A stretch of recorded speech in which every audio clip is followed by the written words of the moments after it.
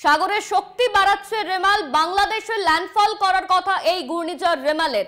Amphan আয়লার ভয়াবহ স্মৃতি কি আবারও ফিরবে, সেই প্রশ্নই কিন্তু উঠছে। আজ রাতে ঘূর্ণিঝড় রেমালের ল্যান্ডফলের সম্ভাবনার কথা জানিয়েছে হাওয়া অফিস। বাংলাদেশের মোংলার দক্ষিণ পশ্চিমের ল্যান্ডফল রেমালের সর্বোচ্চ গতি থাকবে প্রতি ঘন্টায় 135 কিলোমিটার।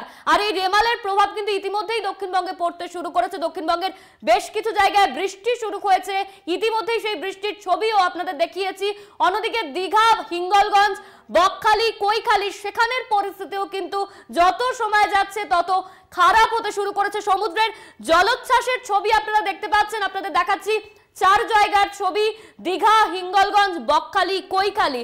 সেখানের পরিস্থিতি কিন্তু যত সময় এগোচ্ছে তত খারাপ হচ্ছে। আমাদের সঙ্গে ছিলেন আমাদের প্রতিনিধিরা, তারাও বলেছেন দীঘায় কিন্তু ক্রমশ জলোচ্ছ্বাস বাড়ছে। দীঘার সমুদ্র তটে যে সমস্ত পর্যটকরা তারা এসে উপস্থিত হয়েছে তাদের সেখান থেকে সরিয়ে নিয়ে যাওয়া হয়েছে। অন্যদিকে সমস্ত দিক থেকে নিরাপত্তা ব্যবস্থা খতিয়ে দেখছেন এনডিআরএফ এর সদস্যরা, তারা রয়েছেন সমুদ্র সৈকতের কাছাকাছি। পর্যটকদের সরিয়ে নিয়ে যাওয়া হচ্ছে, বারবার মাইকিং করা হচ্ছে যাতে কেউ সমুদ্রের কাছাকাছি না যায়। 4 জায়গার ছবি আপনারা দেখতে পাচ্ছেন, দীঘা, হিঙ্গলগঞ্জ, বকখালি, কৈখালি। ক্রমশ কিন্তু জলের দাপট বাড়ছে। অন্যদিকে এই রেমালের প্রভাবে কিন্তু দক্ষিণবঙ্গে বেশ কিছু জায়গায় ইতিমধ্যেই বৃষ্টি শুরু হয়ে গিয়েছে, সেই ছবি আপনাদের আমরা দেখিয়েছি। আমফান আয়লার ভয়াবহ কি স্মৃতি আবারও ফিরে আসবে, এই প্রশ্নই কিন্তু ঘুরছে। বাংলাদেশের খেপুপাড়ায় এই রেমালের ল্যান্ডফল হওয়ার সম্ভাবনা রয়েছে। মাঝরাতে ল্যান্ডফল হবে এই রেমাল, এমনই সূত্র মারফত জানা যাচ্ছে। হাওয়া অফিস সূত্রে যেমনটা জানানো হয়েছে, সর্বোচ্চ গতিবেগ থাকবে প্রতি ঘন্টায় 135 কিলোমিটার। সুন্দরবনে প্রভাব পড়বে সবচেয়ে বেশি এই ঘূর্ণিঝড়ের। ইতিমধ্যেই কিন্তু মাইকিং চলছে। দীঘা, হিঙ্গলগঞ্জ, বকখালি, কৈখালি 4 জায়গার ছবি আপনারা দেখতে পাচ্ছেন।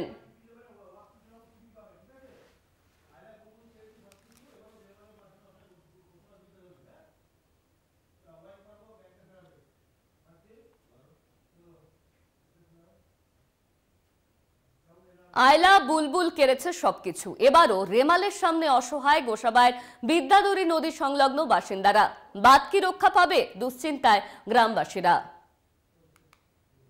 সুন্দরবনের উপকূলবর্তী এলাকায় শুরু হয়েছে রেমালের প্রভাব। এই মুহূর্তে আমি দাঁড়িয়ে রয়েছি রাঙাবেলিয়ায়, মান্নাপাড়ায়। সেখানে তীব্র যেমনি ঝড় বইছে এবং নদীর জল, বিদ্যাধরী নদীর সেই জল ফুলে ফেপে উঠেছে, বাঁধ উঠছে, কিন্তু গ্রামে জল ঢোকা শুরু করেছে এবং সেই আতঙ্কে গ্রামবাসীরা রয়েছেন বাঁধের উপরে। তারা যথেষ্ট আতঙ্কিত। তারা ভাবছেন যে রাতে যেহেতু এর প্রভাব আরও বাড়বে, অর্থাৎ এই গ্রাম বাঁচানো তাদের পক্ষে সম্ভব নয়, তাই তারা দুশ্চিন্তায় প্রহর গুনছে। এই মুহূর্তে গ্রামবাসীদের সঙ্গে রয়েছি। আপনারা তো এই বাঁধের উপরে দাঁড়িয়ে রয়েছেন, কেন দাঁড়িয়ে রয়েছেন? কি করব, এই যে বন্যা হচ্ছে, এই নদীর বাঁধের জোয়ার বেড়েছে, নদীর বাঁধ ভেঙে যাচ্ছে, জল ঢুকছে, তার জন্য আমরা বাঁধের উপরে দাঁড়িয়েছি। আমাদের এখানে আয়লার ঘর অনেক দূর, কিন্তু আমাদেরকে বাচ্চা কাচ্চা নিয়ে যেতে গেলে অনেকটা দূরে যেতে হবে। তাহলে আমরা এত জোয়ারে বা এত ঢেউয়ে এত ঘূর্ণি ঘরে কী করে বেরোবো? তার জন্য আমরা নদীর বাঁধে দেখতে যে কিছু না কিছু করা যায় কিনা। আমরা অনেক সময় অনেক মেয়েরাই মাটি দিয়ে বাঁধ রক্ষা করেছি, কিন্তু এই সম্ভব নয়। কি মনে হচ্ছে রাত বেরোলেই তো জল তো ঢুকবেই, কিন্তু রাতের অবস্থা আমাদের কি হবে সেটা আমরা বলতে পারছি না। তাহলে কি জোয়ার রাতে বলছে 11টার দিকে আরো প্রচুর বাড়বে, তখন কি ফুল জোয়ার থাকবে? হ্যাঁ, ফুল জোয়ার থাকবে। গ্রামকে বাঁচানো সম্ভব হবে? সম্ভব হবে না, কিন্তু এই মুহূর্তে যদি ঘাটা সরে গিয়ে যদি পাউলিকে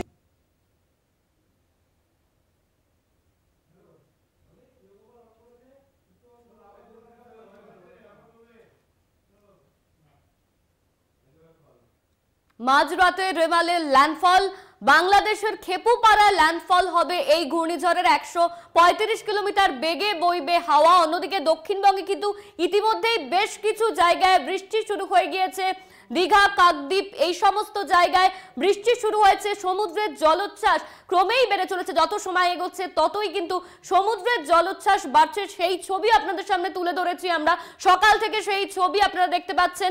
অন্যদিকে আমফান আয়লার ভয়াবহ স্মৃতি কি ফিরে আসবে সেই ভয়েই কিন্তু রয়েছেন সকলে। সমুদ্রের আশেপাশে যে সমস্ত হোটেল রয়েছে সেই সমস্ত হোটেল থেকে পর্যটকদের ইতিমধ্যেই সরে যাওয়ার জন্য বলা হয়েছে, তাদেরকে সরিয়ে নিয়ে যাওয়া হচ্ছে। আমফান আয়লার ভয়াবহ স্মৃতি নিয়ে কিন্তু সবাই ভয়ে রয়েছে। আর দীঘার ছবি আপনাদের সামনে তুলে ধরলাম, দীঘা, কাকদ্বীপ, সেখানের কিন্তু পরিস্থিতি যত সময় এগোচ্ছে তত সমুদ্রের জল বাড়ছে।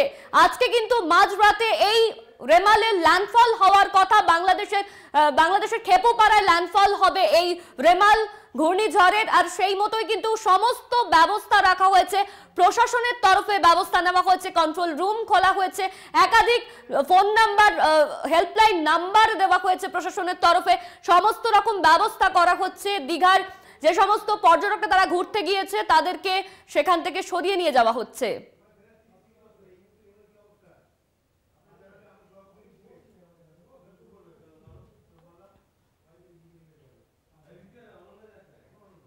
এই মুহূর্তে রেমালের অবস্থান কোথায়, রেমাল কোথায় রয়েছে, এই নিয়ে আমাদের সঙ্গে রয়েছেন আমার অপর প্রতিনিধি ঋষিকেশ।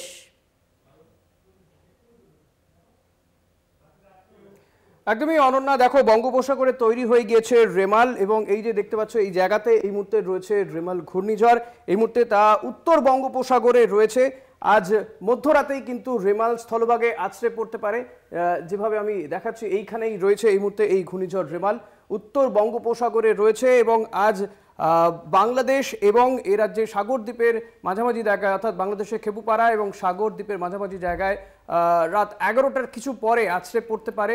ফলত এর তীব্রতা অনেক বেশি এবং স্থলভাগে আছড়ে পড়ার পরে এই ঝড়ের গতিবেগ ঘন্টায় 110 কিলোমিটার পর্যন্ত হতে পারে, এমনটাই কিন্তু জানাচ্ছে আলিপুর আবহাওয়া দপ্তর। তবে আমফান বা আয়লার যে ভয়াবহতা দেখেছি তার থেকেও হয়তো ভয়াবহতা বেশি হতে পারে এমনটা মনে করা হচ্ছে।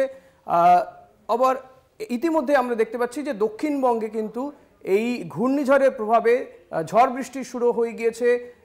দীঘা কিংবা বকখালি, সাগরদ্বীপে বিভিন্ন জায়গাতেই দেখা যাচ্ছে যে সমুদ্রের জলোচ্ছ্বাস বেড়ে গিয়েছে, জলরাশি বাড়তে শুরু করে দিয়েছে। এবং এই যে ঘূর্ণিঝড় রেমাল, সেটা কিন্তু এই রেমালের নামকরণ করেছে ওমান, তাই ইতিমধ্যেই বোধহয় প্রত্যেকেই জেনে গিয়েছে, যার মানে হচ্ছে বালি। অর্থাৎ এর তীব্রতাও কিন্তু যে কতটা বাড়বে সেটা ইতিমধ্যে আলিপুর আবহাওয়া দপ্তর জানাচ্ছে যে এই মুহূর্তে ঠিক কোন জায়গাতে রয়েছে তারা জানিয়ে দিয়েছে। বঙ্গোপসাগরে যে ঘূর্ণিঝড় তৈরি হয়েছে তা উত্তর বঙ্গোপসাগরে রয়েছে এবং আজ মাঝরাতেই তা আছড়ে পড়বে স্থলভাগের ওপরে। হাওয়ার গতিবেগ ঘন্টায় 90 থেকে 100 কিলোমিটার হতে পারে এবং সাময়িকভাবে সেটা 110 কিলোমিটারে পৌঁছে যাবে বলে জানাচ্ছে আলিপুর আবহাওয়া দপ্তর। এর ফলে উত্তাল আকার নিতে পারে সমুদ্র। একদমই অনন্যা।